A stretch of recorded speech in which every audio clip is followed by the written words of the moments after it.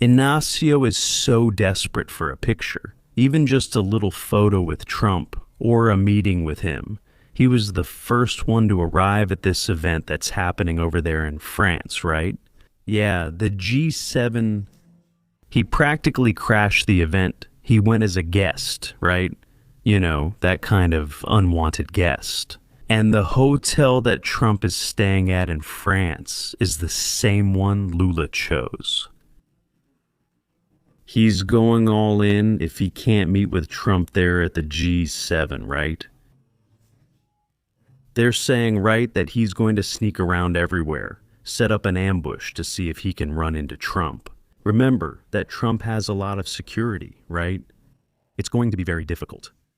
But then he also decided to stay at the same hotel, also aiming for a picture, an image, to spread the narrative through this nefarious press that we know very well, to see if he can make people believe that he is the favorite. That's because until last week he was calling Trump an imbecile, and then he showed up at the White House. He showed up at the White House.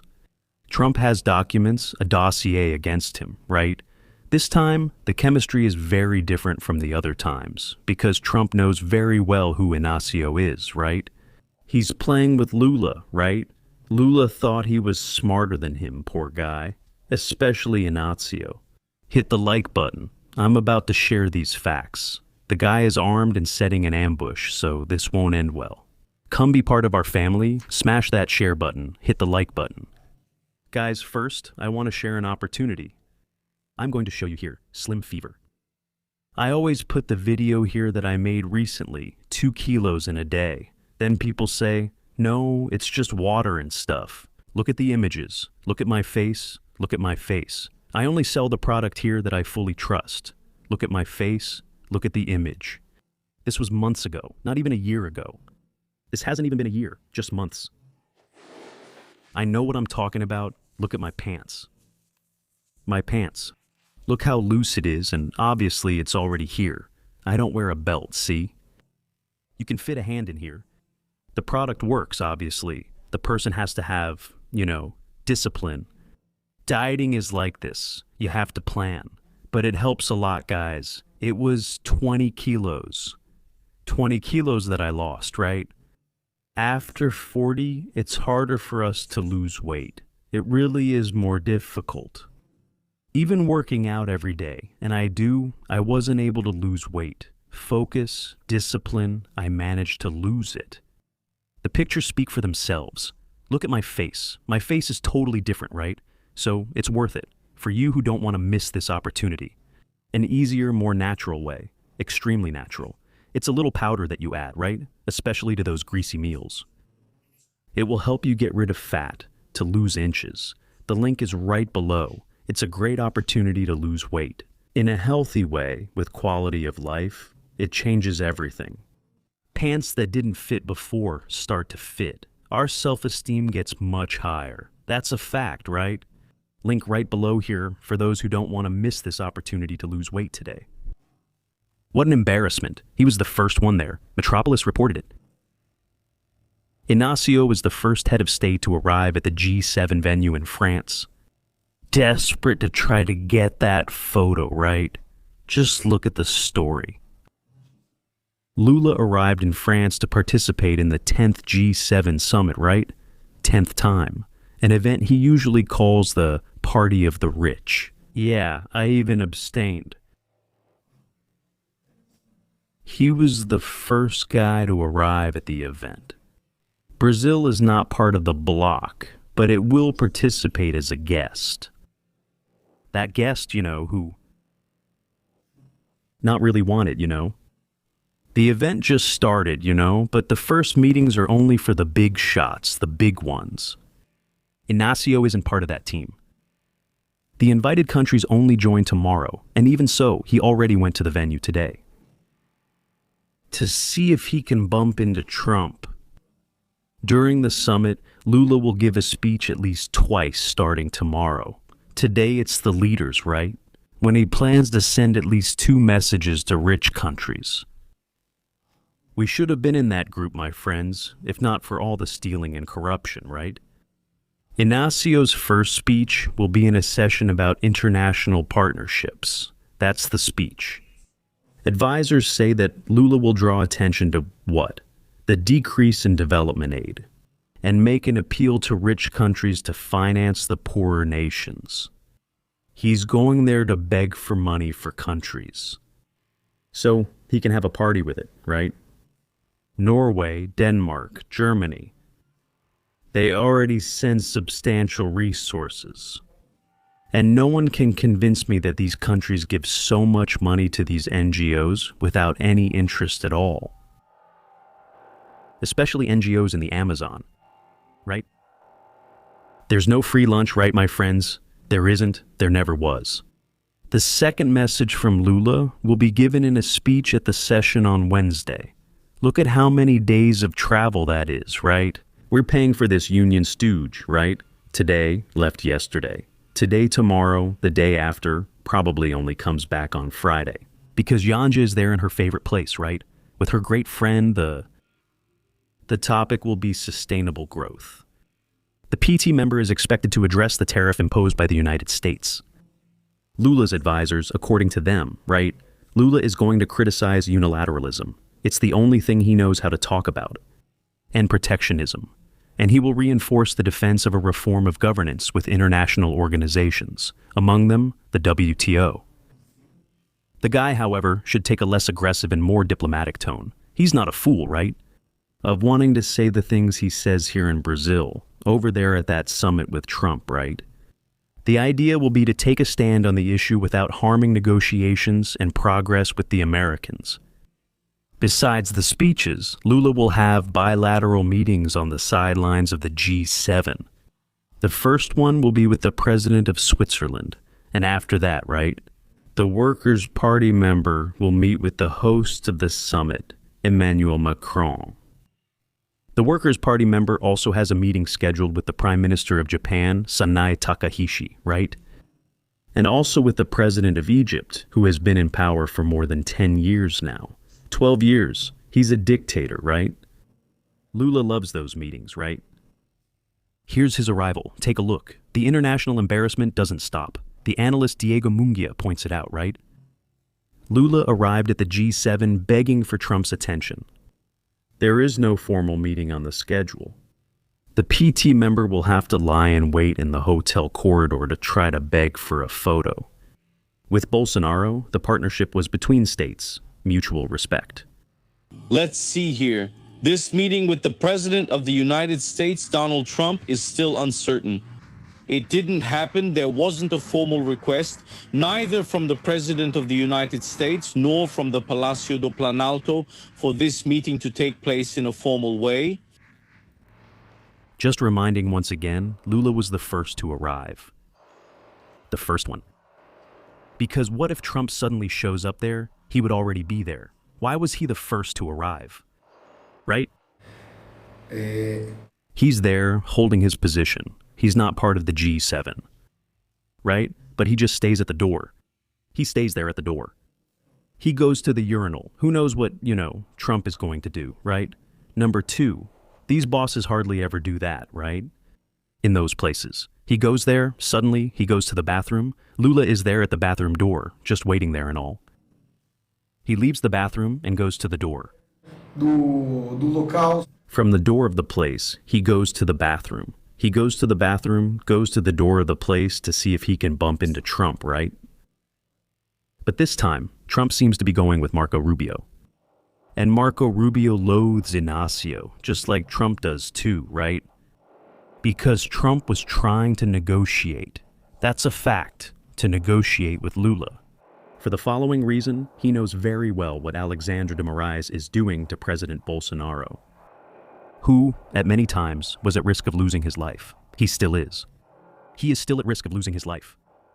Folks, we can't forget to praise the President of the United States for this. Trump was extremely loyal to President Bolsonaro. He knew at all times what Alexandre de Moraes is capable of. Who Lula is, how Lula got there. Do you think the president of the world's greatest power wouldn't have access to this information? He knows everything. Everything, everything, everything, everything. And he also knows that what Alexandre de Moraes is doing is exactly to be able to give something in return to Lula. So he went about it quietly. He went about it quietly so as not to make President Bolsonaro's situation even more complicated. For example, tomorrow will be the trial of Eduardo Bolsonaro. Moraes wants to. You can't arrest Eduardo Bolsonaro. He thinks it's absurd to strip him of his seat, the most voted congressman in the history of Brazil in 2018. Because exactly just imagine how many votes Eduardo Bolsonaro would get for senator. He put Andre de Prado in his place, and he's going to be the substitute. So Alexandre de Moraes is speeding things up just to keep the kid out of the game. All this for who knows what. Just a reminder.